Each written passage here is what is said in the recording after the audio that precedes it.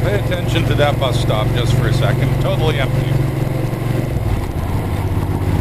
So, what this video is about is the other day I was watching Super Beast and he was saying that he had to go horrendous lengths to find a place where he could smoke in public. And I thought, you know, I need to make a video about this information just because I have it available to me. In a previous job, nice signal. In a previous job, I had access to gas analysis machinery. Could draw a sample out of the air and tell you what was in it pretty much. And very damn accurately.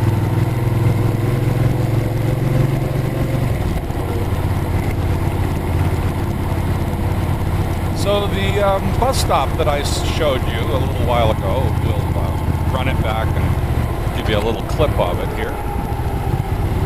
The bus stop that you saw, I used to take on a daily basis.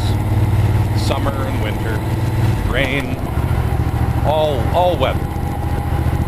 And where I live in North Vancouver, they passed a bylaw saying that you could not smoke within 10 feet of one of the bus awnings. This was done because there was a young mother with her baby and she felt that she had the right to demand that a smoker move away from her. I can see moving downwind, sure, but, you know, just polite things to do under normal conditions. However, this woman took such great umbrage to it that she went to the district council and raised, holy heck, that this had to stop. And so they passed a bylaw saying that you could not smoke in a bus kiosk. So now we get back to the part where I work for the gas company, per se. I came home with one of our highly efficient gas detectors. Thank you very much, sir, for waiting. That intersection kills a lot of people. So when I gave way like that, it's always nice to let them know they did the right thing. Anyway, I brought one of the gas detectors home, and the next morning when I went to work, I took some readings. And I was amazed by what I found, but I just couldn't believe what I'd actually discovered.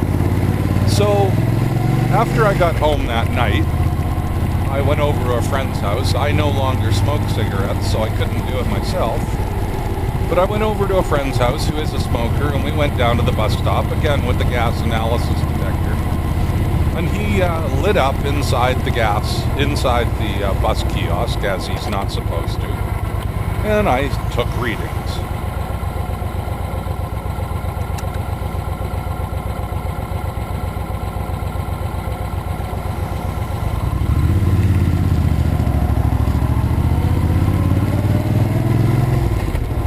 Was I? Oh, yes.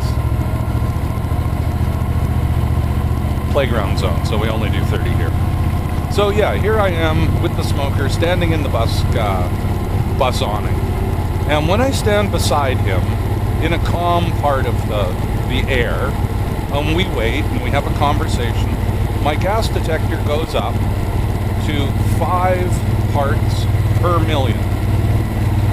Out of every 1 million parts of the air that it's sampling, 5 parts of them are carbon monoxide being given off by the cigarette. I move 2 or 3 feet away from him. The reading drops off to virtually 0. It comes on and off, 1, 0, 1, 0. So we would basically say that that was in a clean atmosphere because intermittent, you can't really track or do anything with.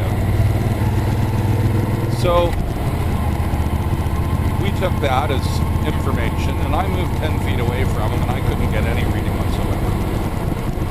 So lo and behold, we went home, and the next day it was a calm day and fairly cool, just coming into early November.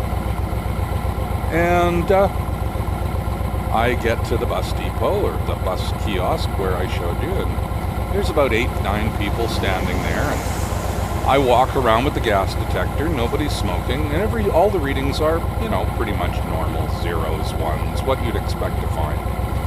And the bus comes along and the bus door opens. People start loading onto the bus, as they will. That's what the bus stop's for. Meanwhile, I'm at the back of the line and I watch my meter. Within 2 people getting on the bus, my alarm lights are now going off at 50 parts per million of carbon monoxide. We're still loading and there's still people waiting in line to get in. The numbers are still climbing. When it is finally my turn to enter the bus, the cloud of air that I am standing in at the doorway contains 892 parts per million carbon monoxide. Now, the company I used to work for, the alarms on all their machines were set at 50 parts per million. That's the same as your carbon monoxide detector in your house is set for. If it goes off, that means there is 50 parts per million in the house at the meter. Right? Remember that, folks. It's only at the meter. So, take that into account. So, here they are concerned about one guy's cigarette, but yet the bus that they're getting on and off of every morning pukes all of that, 800 some odd parts per million of carbon monoxide. But they're not worried about that. So it's kind of a odd thing.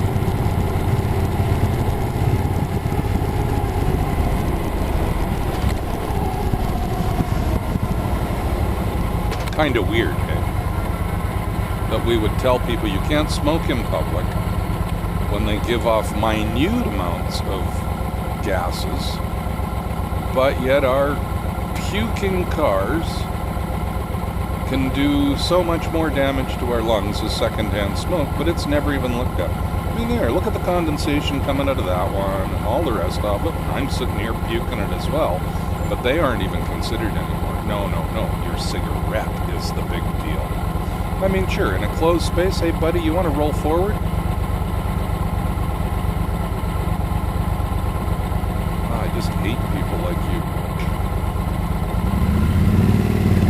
How do they get to think that they can move before I move? I'm the one in front of them. The last time they moved before I moved, I got rear-ended. I didn't enjoy it the last time. I'm not going to enjoy it this time.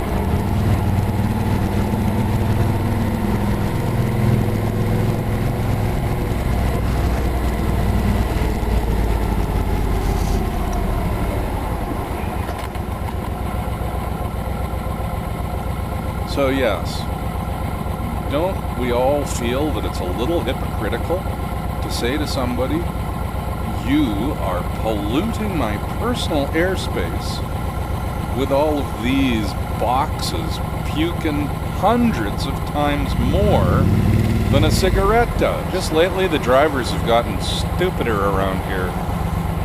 Either that or I'm becoming a grumpy old man. People have been telling me that for years. Okay, come on now, let's go.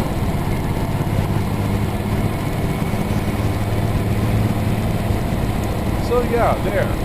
You see all these people standing there loading. Right now, they're concerned about a cigarette giving off a maximum 7 or 8 parts per million if I breathe directly in your face. But the bus itself is puking almost 1,000 parts per million. And that is an acceptable level for every vehicle out here. Now, doesn't that seem a little bit hypocritical when you're concerned about a 5 part per million cigarette?